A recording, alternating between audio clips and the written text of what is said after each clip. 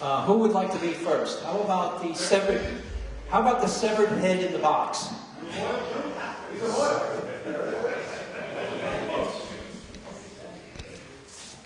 And I'm thinking this is Ray Chase coming up with the severed head in the box.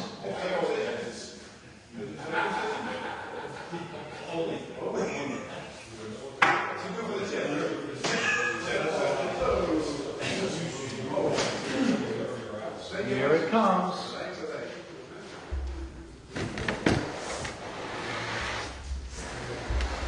It says built November 1939.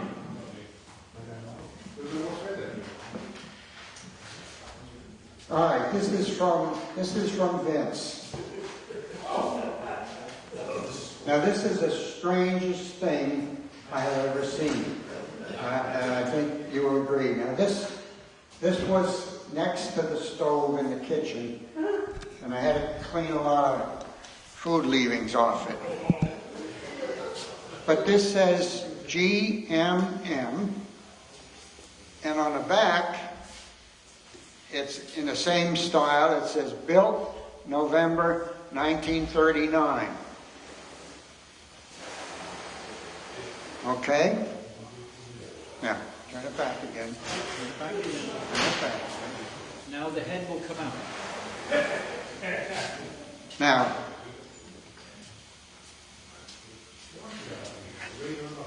this is a Philco 70, 1931 radio. And for some reason that no one can probably fathom, this guy built a case around it and remoted all the controls. So this, I can turn it on and off. I can adjust the volume. I can adjust the tone. And I can tune the radio.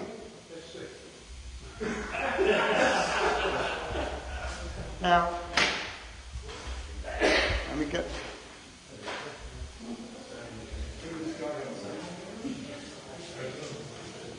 Whoops, let me get my... I got my notes prepared. It has a reading light. Yeah, it's got a reading light that's broken off. It's got a little interior light, red light, that when you close the door goes on. I haven't powered this up. But this, the Philco 70 is 1931. It sold for $49.95. In 1931, that's 50 bucks. 300,000 of them were made. And there is the remains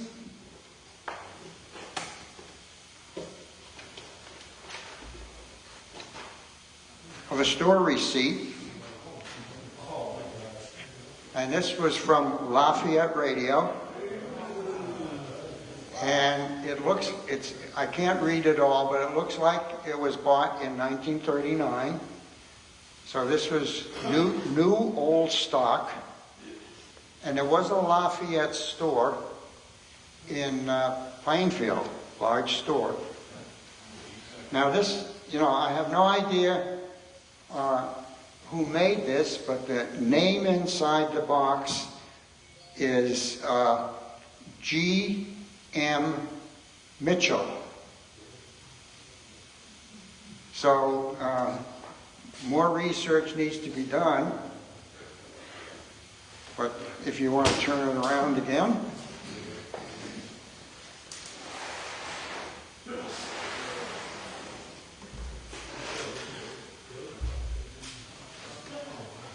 There it is.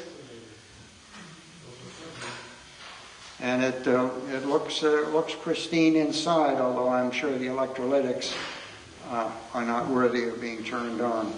So it looks like he encapsulated a brand new radio?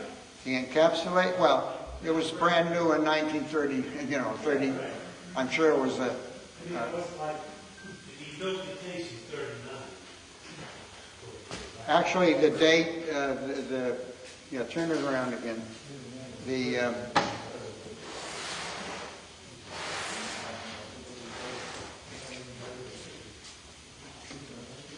They wrote his name in there, and it's 1940.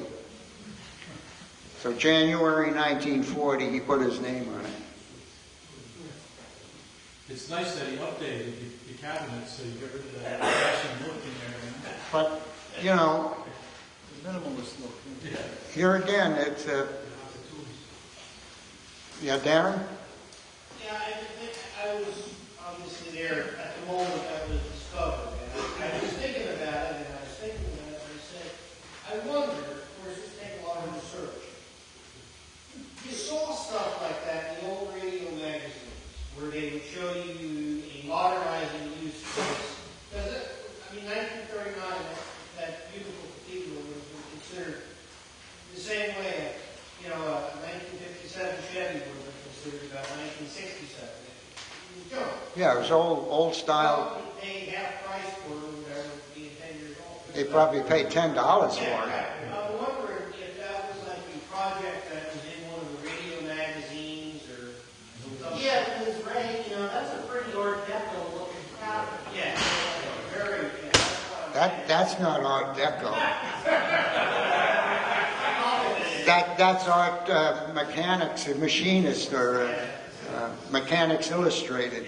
that's what I'm wondering if that was. Early orange crate. But, I mean, imagine the amount of work that went into that.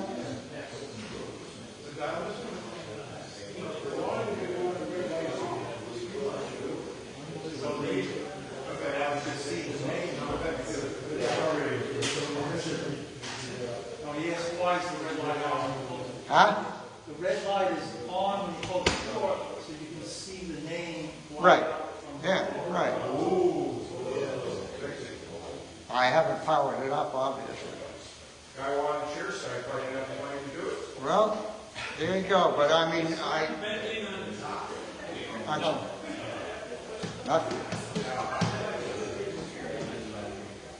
I mean, there's a dial pointer, but there's no dial scale. So The scale, or the original scale is floating in there. yeah. But that's about as weird as you get. I've never seen anything Just weird. think, there was a time that Vince could have brought this in as a show and tell. Yeah. All right. I only have just.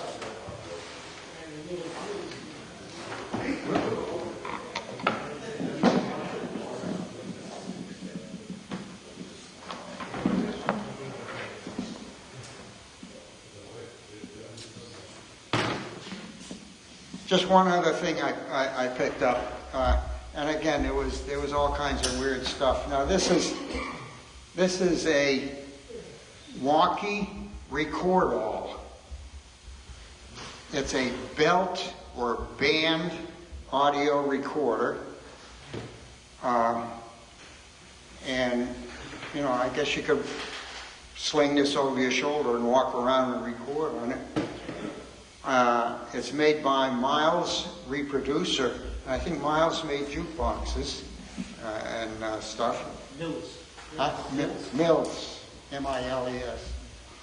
And it has a couple of miniature tubes and a couple of sub-miniature tubes. So that kind of puts it post-World War II. But, you know, so I offer it to Phil for research and playing with.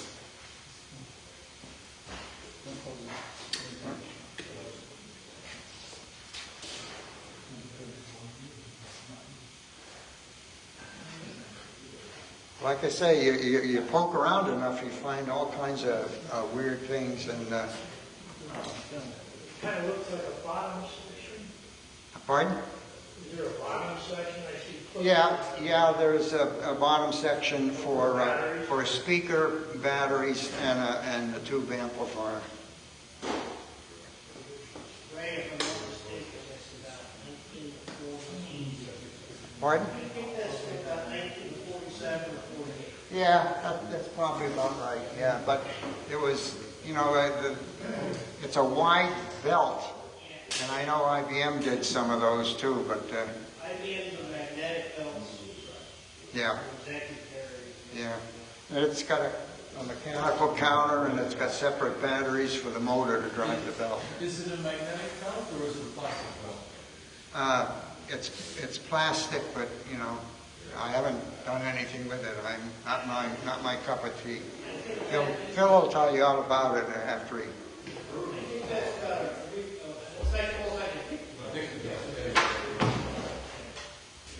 Okay, that's all from me.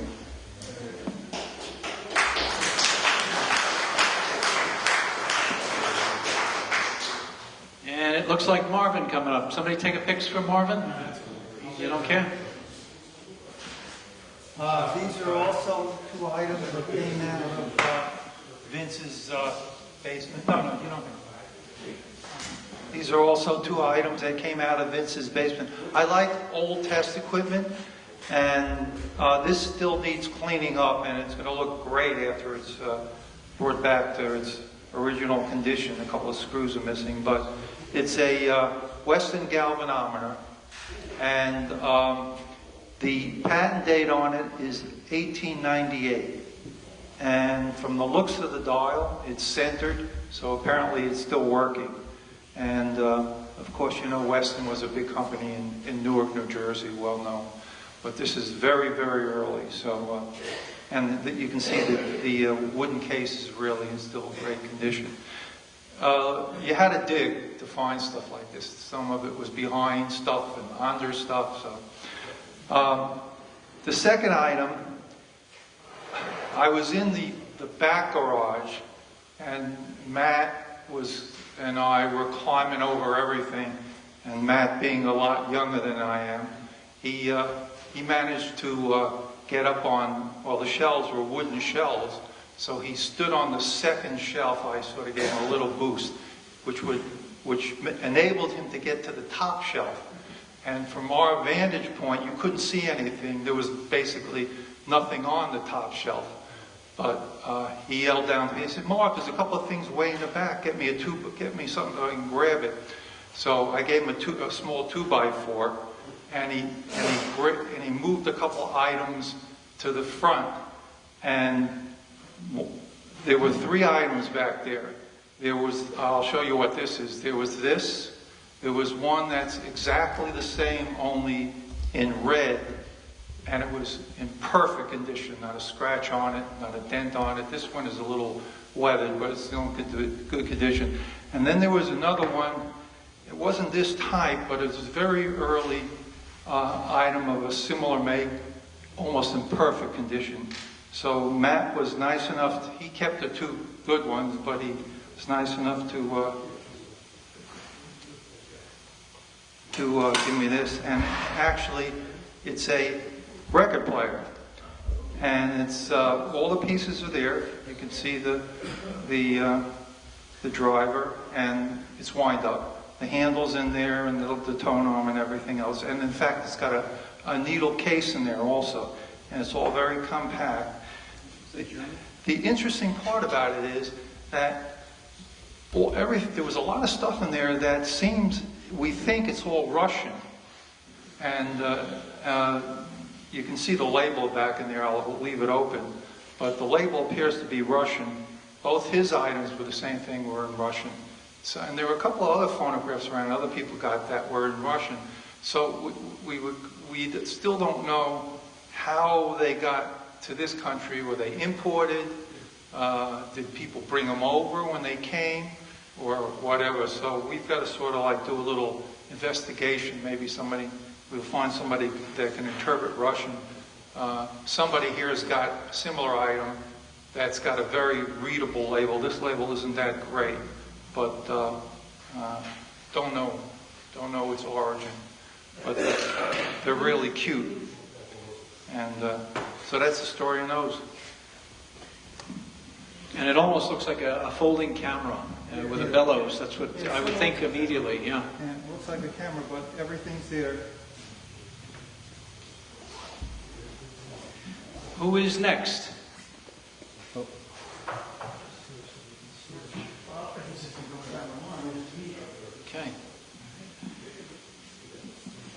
Both of them? Both? No, one more. Okay, well, speaking of Russian, so there was another phonograph. Matt Reynolds found most of this stuff. I don't know where he found it. He found one that was just like this, and I guess he wisely decided that no one needs two. So he says, hey, you want one of these?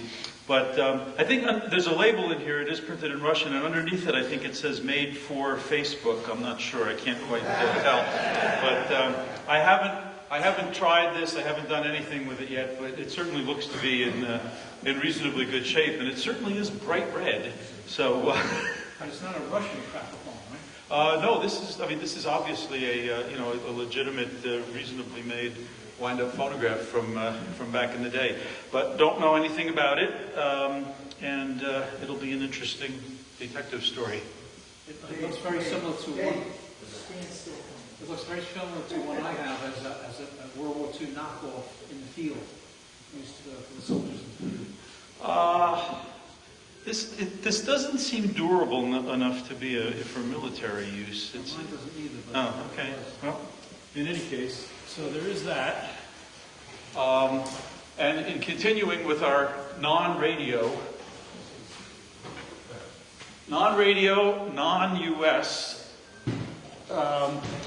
all sound reproducing, got this interesting wire recorder here. Well, and really the last thing I needed was another wire recorder, but it was interesting, and it looks. I mean, I have a wire recorder. I have one Silvertone wire recorder. It's a portable wire recorder. I mean, it's got an AC plug on it, but it's portable because it comes in a carrying case. It looks like a bowling ball bag, and it weighs about as much as a bag full of bowling balls, but technically it's portable. This thing's in a nice case, and it obviously was meant to drag it around. I guess you could take it out to the club and record the jazz scene back in the 40s or whatever. But what was interesting, again, we don't know anything about this stuff. There's a tag on here, and it says the Israeli National Museum of Science.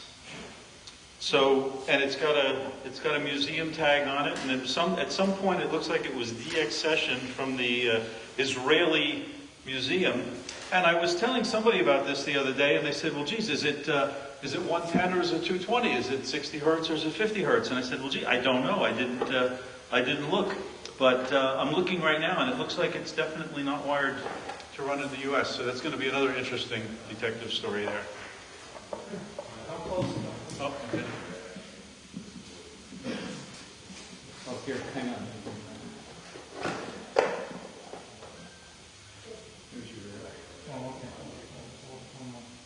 I never thought of that. I never thought I have an adapter if you need non-US power. All right, thank you, David. Oh, David's not done. Oh, wait. And actually, there's also going to be the annex. I never unloaded my van, so there's like another 9 or 12 things out in the damn van. You'll see that 6 months from now in the next show and tell.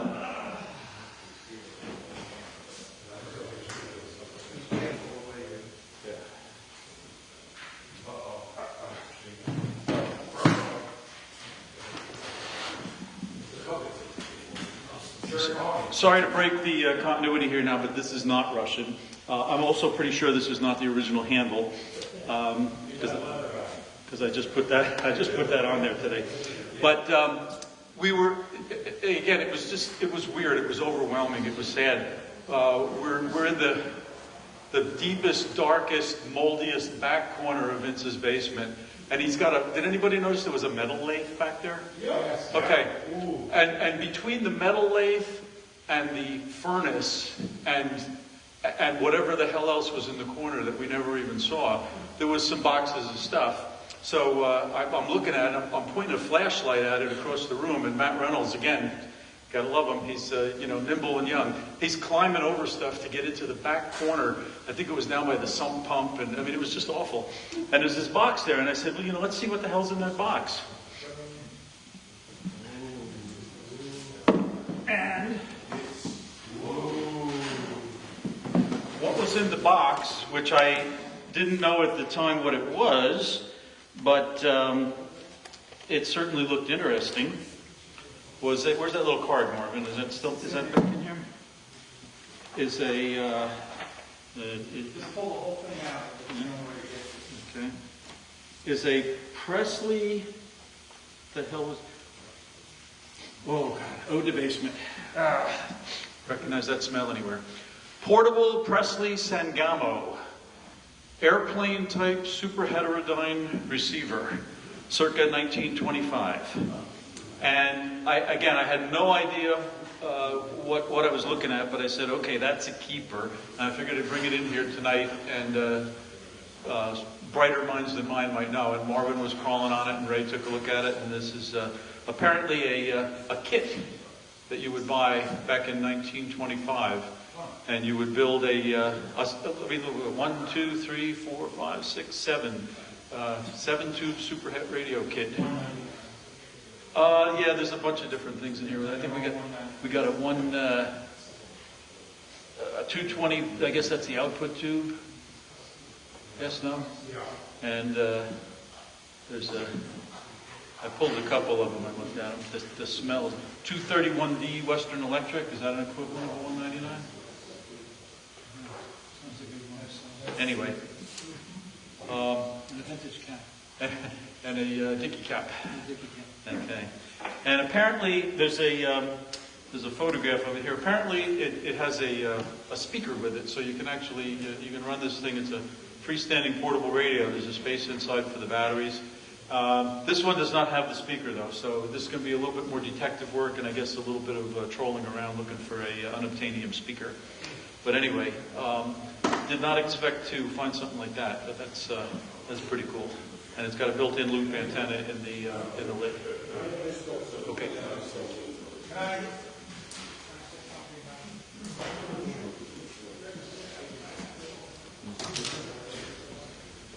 You see, phonograph guys don't do justice to these things, but this is kind of unique. Ray and I were looking at it. We've never seen one before. But what's really great about it is you never see these photographs of the thing. And indeed, it was a kit. So it also came with the blueprints of of the assembly. Real blueprints. Could you hold that up?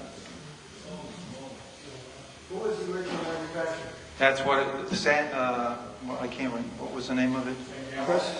Sangamo. It came with a full set of blueprints. Okay, impossible to find. And also, it came with the instructions, how to build it too. Like an early Heath kit. Like an early Heath kit.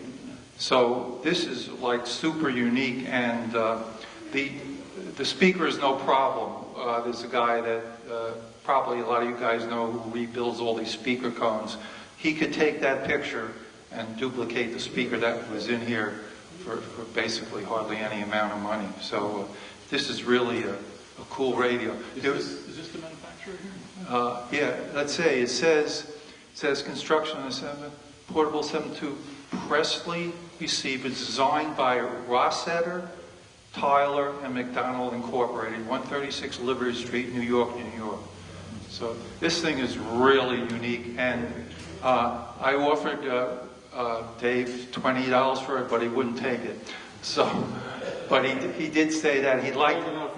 He's holding out for $22.50, I thought you said. But anyway, but he did say that he'd like to eventually maybe get it into a museum, and this would be really a great display piece to be put in the museum after you get the speaker or anything. Is it a TRF? It's a super head.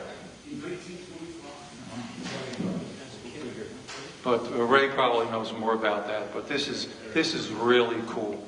I want to write that stuff down.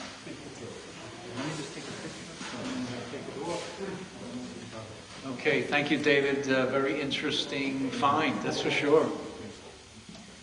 Who do I have up next? David? Gee, I should have known.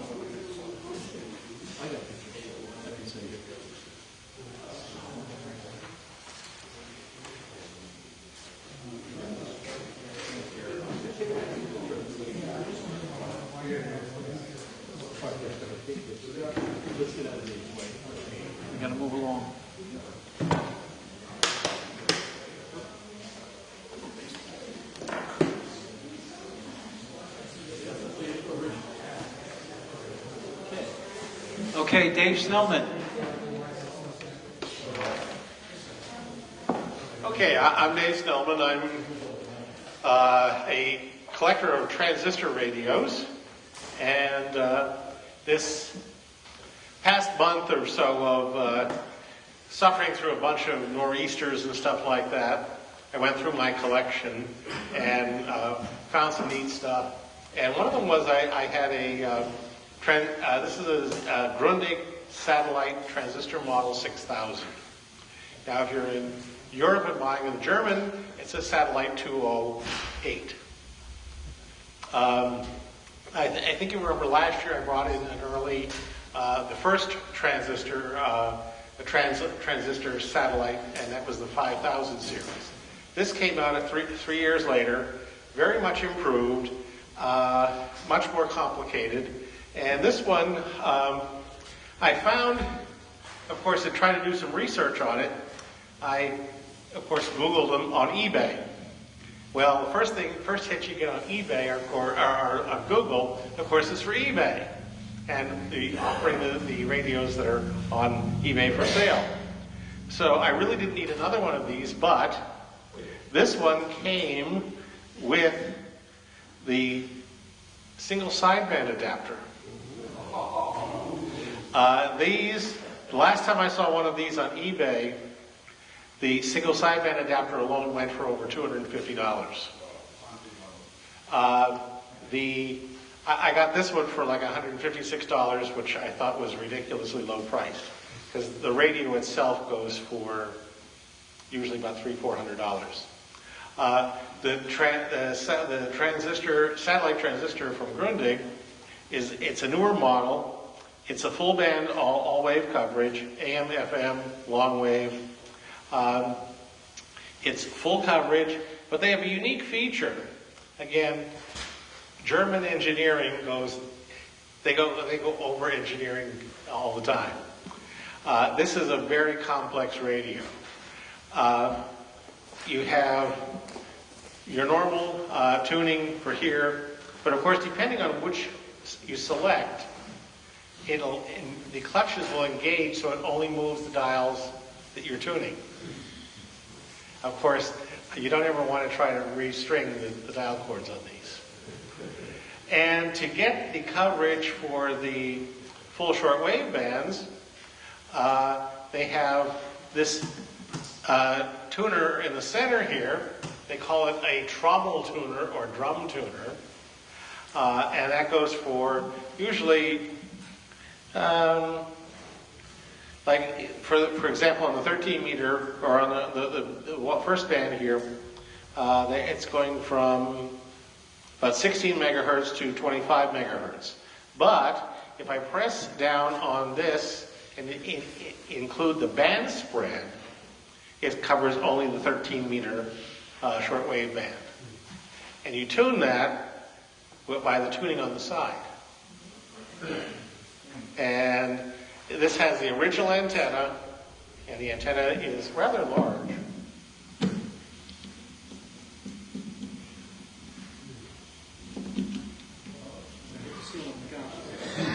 Just about. This is one of the things I can hardly use that at home. But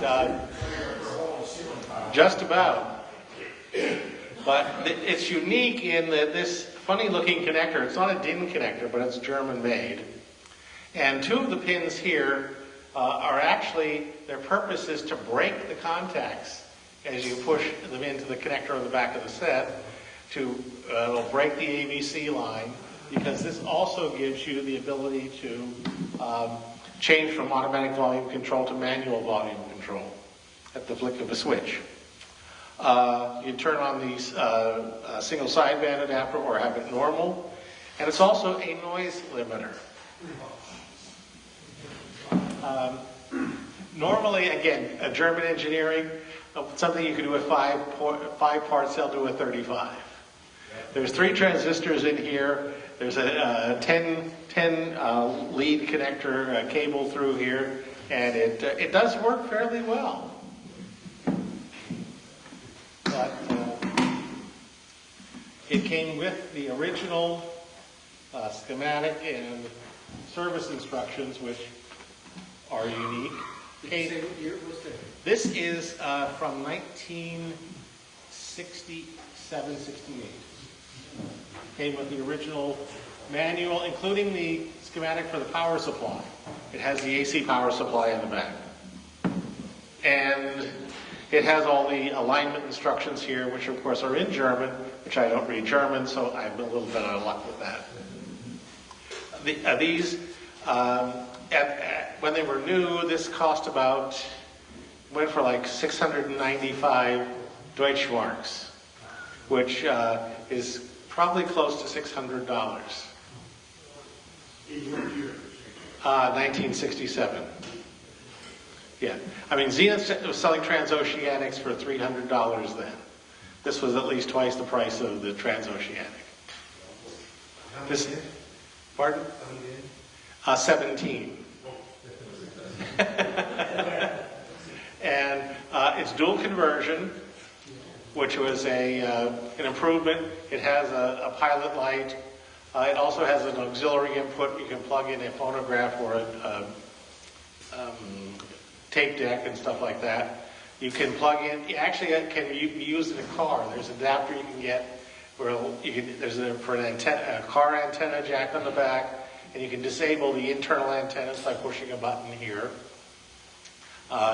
It's probably as complicated a radio as you ever really want to deal with. But it does work well. It has very good sound to it. Batteries, yes. Six D cells. How's the battery life on that, Dave? Fairly good.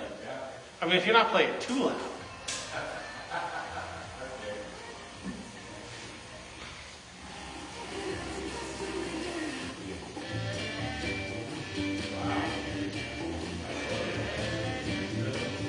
Has, of course,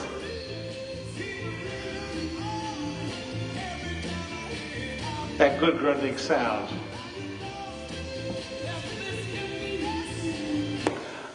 It's a wooden cabinet, of course. They made it in two different models. They made a black, vinyl covering with a chrome grill. That's what's shown on the front of the booklet. And this is the simulated wood with the fake wood front. It's not perfect. There's a little mark on the front there. And unfortunately, the tuning meter, battery meter, doesn't work. It does have two AM bandwidths, and of course it has automatic volume control, or automatic frequency control for FM. But that's about it. It's just another Grundig from my collection. Where did you find it? Which year? On eBay. Again, I said these were going at least $200 in the past, and this. You got it together? Oh yeah, this came as a package for $156. Then, of course, after I ordered this, I found another one of these on eBay from Hungary. I got that one also for $130. That was just the adapter. I do have more of these. Leave it to you, David. Unbelievable. How many? What's your last count of transistor radios? There were 38 in the living room. There's probably 50-some in close to the radio room, and there's still more. All right, you don't have to admit it. Okay, we understand. I don't really know. Oh. Who's next? All right, Darren Hoffman is next. By the way, I have any stuff from the years. Oh, okay, good. So, what is it? I know there's one person in here who knows exactly what it is. Yeah, two people. Okay. Yeah. Okay. Some people know what rabbit ears are. I know what rabbit ears are. You put a little aluminum foil on top. The old wives say they work better. Well, some people like rabbit ears, but this is a matter of televisions and tape measures. This is the retractable. The way you're supposed to do it. Yeah. This is the retractable. Wait.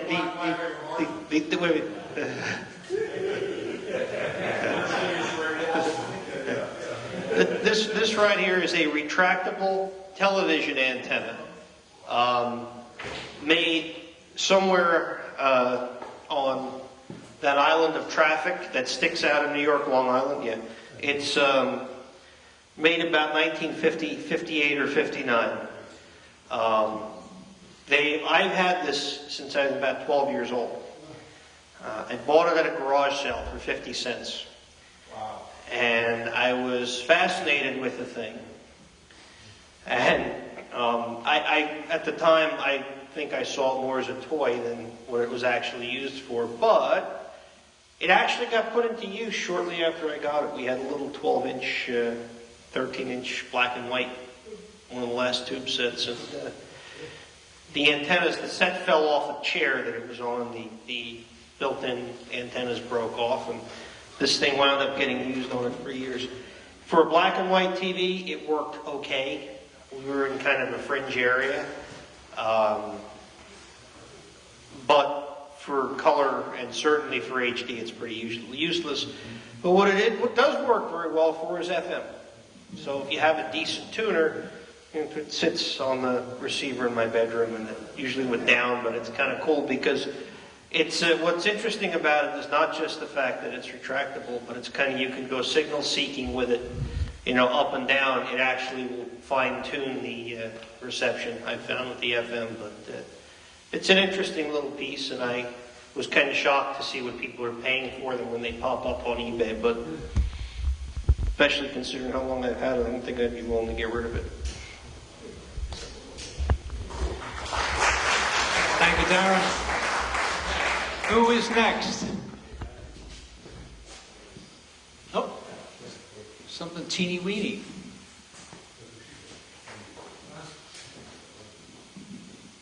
Corbett Klein here. I brought this in because this is my most recent acquisition. I go to auctions at Chesterfield. I was there today, actually. And I buy boxes on the table, and there's usually something on the top that attracts you, and then you have to dig down deep. You have no idea what you're going to find in the box. So when I got home, I found this, and it struck me as something that had something to do with radios. And it says on here, Ducon,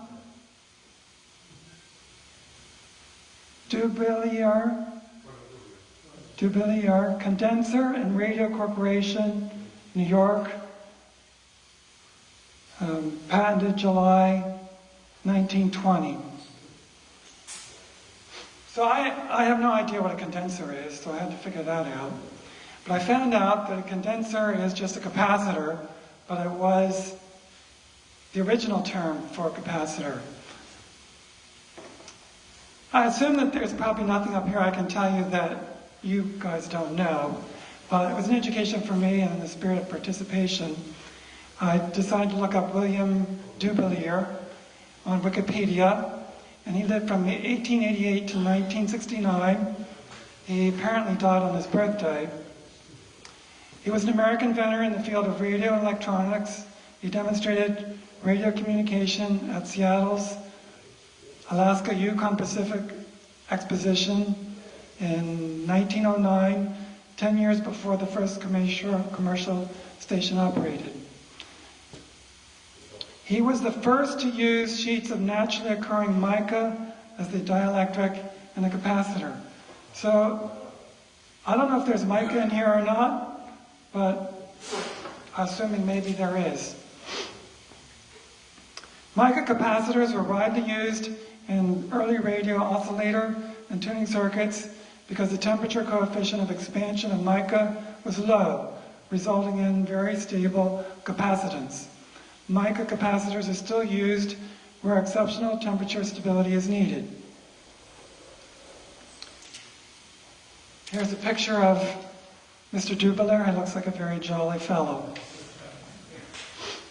About the company, the Dubilier Condenser Company was the earliest commercial manufacturer of electronic capacitors, formerly known as condensers, which were widely used in early radio receivers, wireless sets. The company was founded in New York in 1920 by William Dubilier. There is still a company with that name. I got this from their website. It's called Cornell Dubilier. The company was the earliest commercial manufacturer of capacitors, and in 1933 merged with the Cornell Radio to form Cornell Dubilier Electronics. So they have a website. It's a privately held, American-owned company, has earned a global reputation for manufacturing quality high-end capacitors. Almost all the company's capacitors are used in demanding industrial applications. So I thought it was kind of cool to find something from 1920 and to find a company that is still in business manufacturing. They have manufacturing in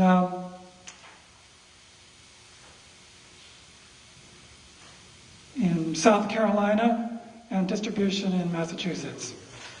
So this capacitor, I assume, has a plug on one end and has a knurled nut on the other, where I guess you're going to attach a wire.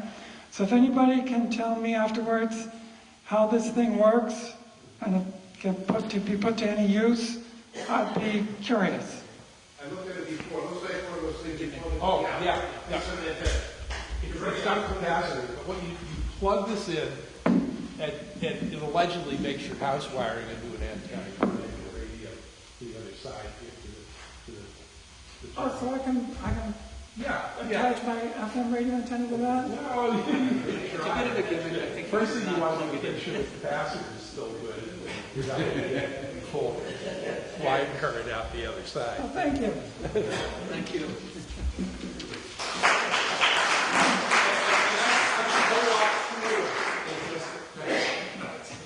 That's a whole lot neater than just a capacitor. And now we have Phil Vortzis, former club president Phil Vortzis. So I originally wasn't going to go to Vince's sale because I was scheduled to have a colonoscopy done. I kept thinking about, am I really going to have a colonoscopy or am I going to go? So, Crawling through that basement was a little bit like so Vince has got an auction one out.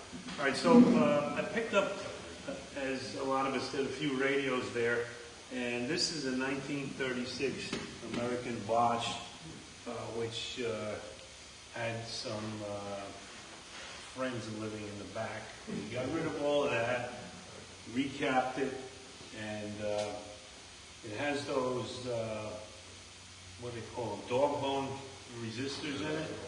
So I took the time to check them all out, and they all checked good. It seems like those things seem to work better than the carbon resistors that you find in the newer stuff. So anyway, it's back to its original glory. I used Howard's Restore finish on it, and it looks pretty nice now. The other one I picked up, 1952.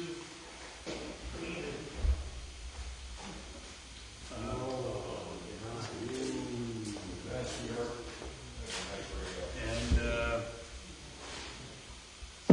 this one buffed up real nice too. But of course this had the dreaded silver mica disease. So this took a lot more time to get going than this one. I didn't think I was going to have to deal with that because it had the bigger IF cans, and I thought they were only in the smaller IF cans, but no, they actually started using them in the bigger ones in 1952. So, now I don't know how many of you have actually tried doing this. It's almost like being a surgeon, because you're dealing with these really thin wires, the coils in the IF cans, and invariably they start breaking off as you're working with the thing. And then you got to get rid of this disc, which has the mica, silver mica disc at the bottom, usually at the top or the bottom of the IF can. So usually one of them has just 4 terminals, input and output, and two caps, right? So it's easy to understand what you're doing there. You get rid of the old disc, and you just add 2 new capacitors underneath or inside the IF can. But then you go to the other IF can, and that one has 5 or 6 leads and 3 capacitors connected up kind of weirdly. And now I get a little, I'm not sure if I'm going to connect this up right with the right capacitors, especially since Sam's doesn't tell you the value of the capacitor. So what I did there is I scraped off the black charged carbon trace, which was causing the problem on the original disc. You have to do it on both sides very carefully. And I was very careful about keeping track of, this is up, this is down, left, right. And then by the end of the thing, I had it all confused. And I said, well, it's a 50-50 shot. I put it in, and it didn't work. I had to take the whole thing apart again with all the wires underneath, to take the thing apart. And sure enough, I had put it in back upside down. Flipped it over, and now it works beautiful. So you use the original one? I used the original one. That's the second time I've been able to do that. So that's a hint. I use the pencil eraser. What? I use the pencil eraser. Because there's a trace that's primary and secondary. I didn't use that, but that sounds like it could work. And then follow with a Q-tip and some alcohol. Put it back together and it works. Yeah. Okay. It's still microsurgery to get in there and get out. Right. Right, especially on this particular one, to get the actual mica piece out, you have to disconnect all of the wires from the cord. Yes. Right, because some of these, instead of a nut, they have a rivet. And here's a hint and kink that I've used that's helpful. A lot of people try to drill out that part. If it spins, it's impossible. But what you do is you just take your soldering iron and heat it up, and you push it right through. I've been doing that. So that's the trick there. That's it.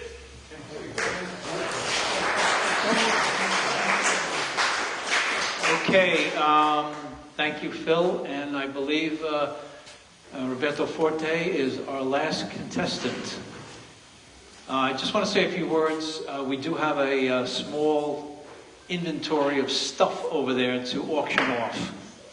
And I will need help from the younger members and some of the stronger older members. We need to remove these chairs here, and we have to break down our tables after the meeting.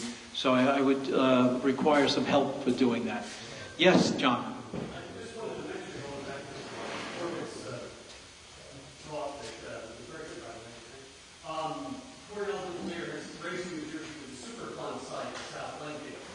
In Plainfield, right, yeah.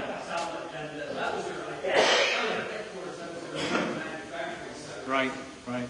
And I think Rich Scova has on his email or his web address, he collects Cornell Villiers stuff, right? Yeah, he was a big collector of that. Because they made a lot of decade boxes and resistor boxes, a lot of different stuff, yeah.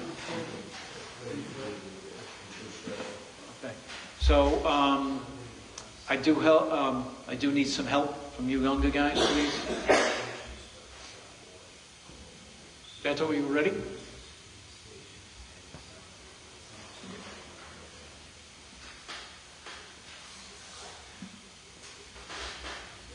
Yeah, come on. Very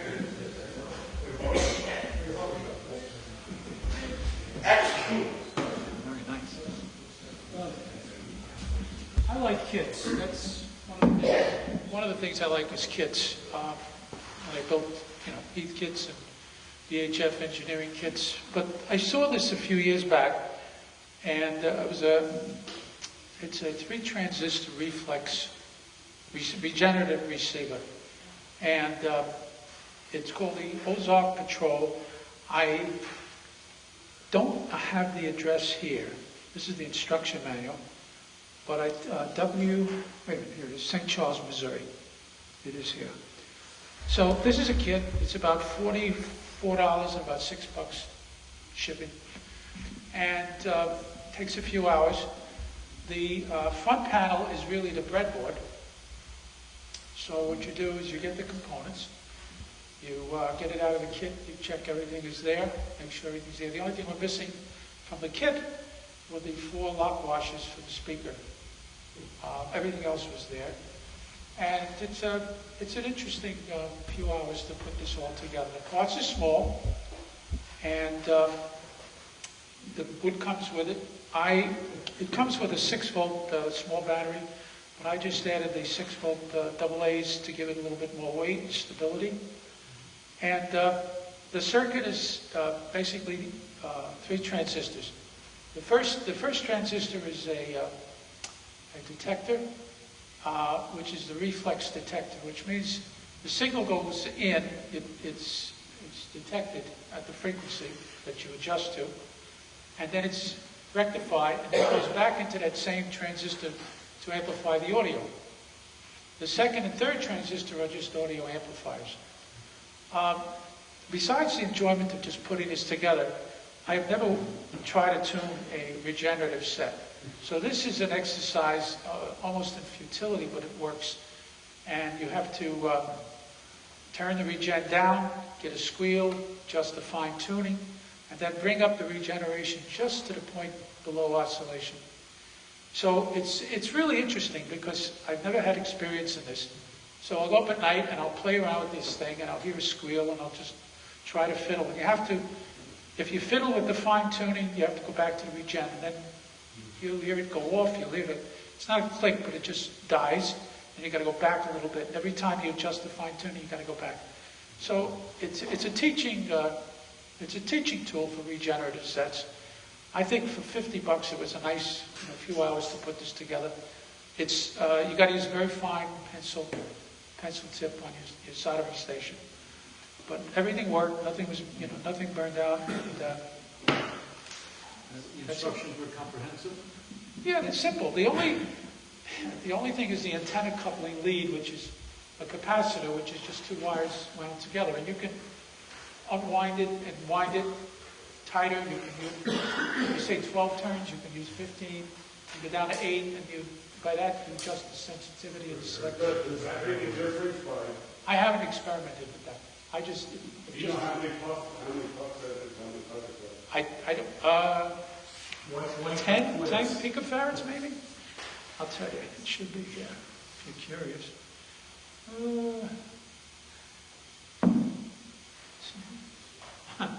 C12, 1.5 inches. Let's see. I don't know. I'm going to say I don't know.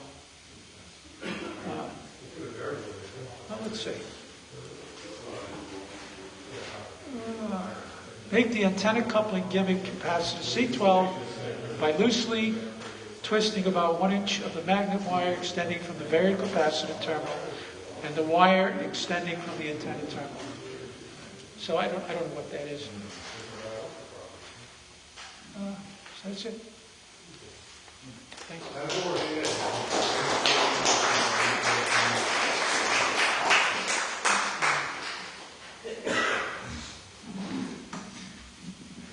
Okay, thank you, Roberto. Okay, I think that's it for entries. So we'll commence with a auction on the south side. And we have a bunch of stuff. We also still have free books and we have priced books. So get some books too. And we will see you at the repair clinic the 5th of May. We will see you at Kutztown the 12th and 13th. And we will see you the 18th for our alternate collections at Princeton University. Thanks for coming.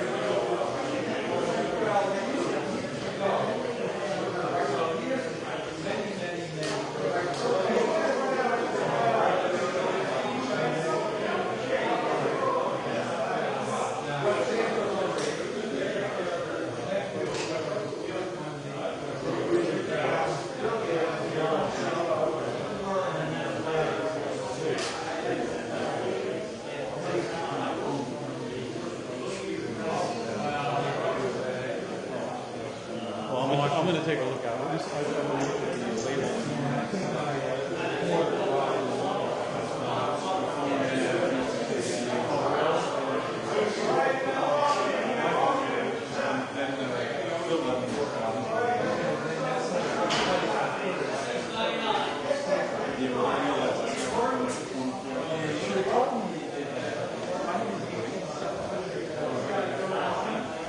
How do I get that recorded? Well, you have to be nice to me. I'll send it to you.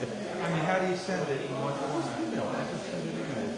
Actually, All right, we're going to start it at $5. Who's got $5? It does work. It does work. Who's... Yeah? You don't want me yelling in your ear?